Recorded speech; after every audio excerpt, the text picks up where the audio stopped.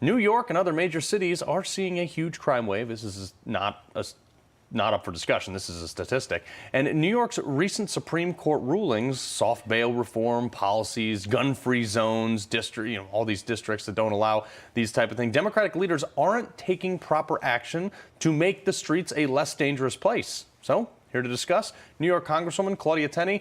Appreciate you joining us this morning. Great to be on. All right, so the gun thing is just such an anomaly to me. Okay, gun restrictions were enacted after the Supreme Court's ruling over the Constitution. This is a Newsmax article. And the big thing is they basically made places like Times Square, playgrounds, anywhere where you'd want to carry your gun to defend yourself and your family. They said, no, you can't carry their gun there. That's a sensitive place. There's also substantial more restrictions. The problem, too, is they added training criteria that is not met by currently anyone anywhere in the United States. So there's no mechanism to move forward with carry rights. What do you make of this? Well, this is really exactly what the Democrats want. They have an idealized world where no one has guns except the criminals. And they have a naive view of what's really happening. They want to blame the criminals or blame the gun violence. I mean, after the response of all these police officers killed, this terrible crime wave across New York, not just New York City, it's all across New York because these laws were passed in Albany in response to the concealed carry law, which was the landmark Supreme Court case in Bruin, which originated in New York. Right. That case overturned the Bruin case. That case overturned the Sullivan law, which, by the way, was a law that was considered racist and bigoted. And now, this was actually a civil rights win for everyone to have the right to keep and bear arms, and it shall not be infringed. And Justice Thomas was very, very clear about that in his great decision. And you know who's suffering the most? The people in minority communities, the people in rural areas who are now being told they can't defend themselves. And the crime wave is up because we have all of these cashless bail, which it means that we just let criminals out on the street for really dangerous crimes that they commit. They can't be held.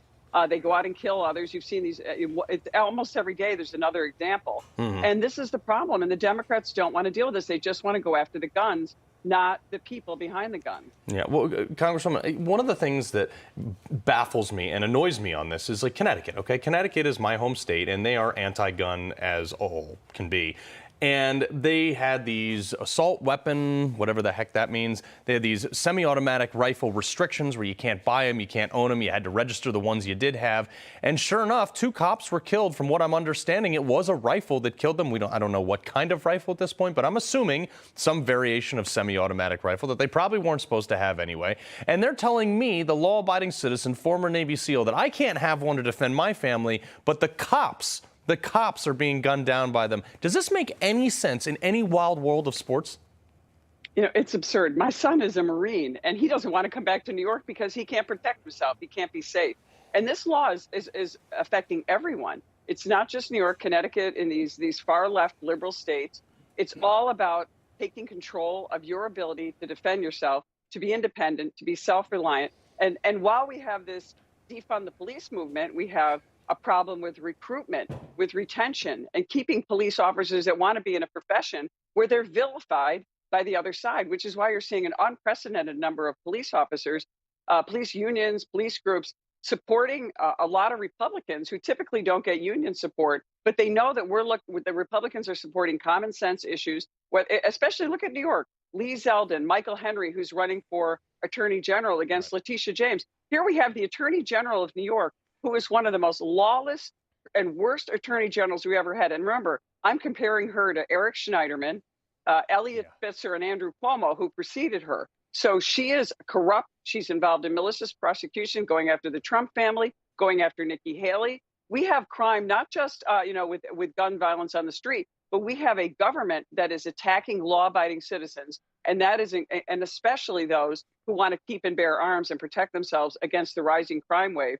And we're going to have a lot more loss of life if we continue to take away the basic fundamental rights, the Second Amendment rights of Americans and New Yorkers and everyone across this nation. Yeah, I couldn't help but notice people like Kathy Hochul and, Governor Gretchen Whitmer, who had a debate, was saying that, we can't have guns in school. So let me get this straight. You are protected by guns, but you put up a stupid gun-free zone sign that protects our kids. The whole thing doesn't make sense. Before I let you go, Congresswoman, Joe Biden, he tried to pressure the Saudis using the threat of withholding military aid to get them to continue to pump oil throughout the midterms, kind of like when he threatened a foreign aid exchange for a prosecutor getting fired in Ukraine. If you take the House, is this an impeachable offense?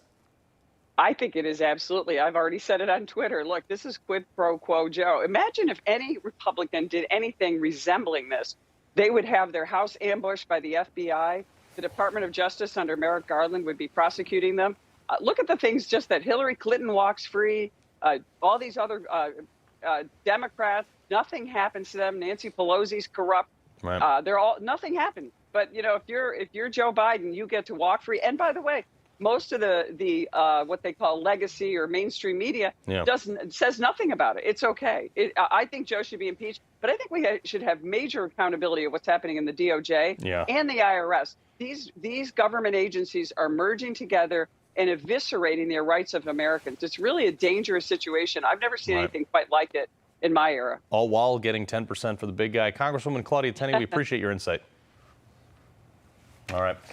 No crooked establishment. None of that twisting the truth. No talking down to me. Don't tell me how to think. Don't tell me how to think. Don't tell me how to think. I trust Newsmax. Newsmax. They don't tell me how to think. They let me decide. Newsmax. Real news For real people.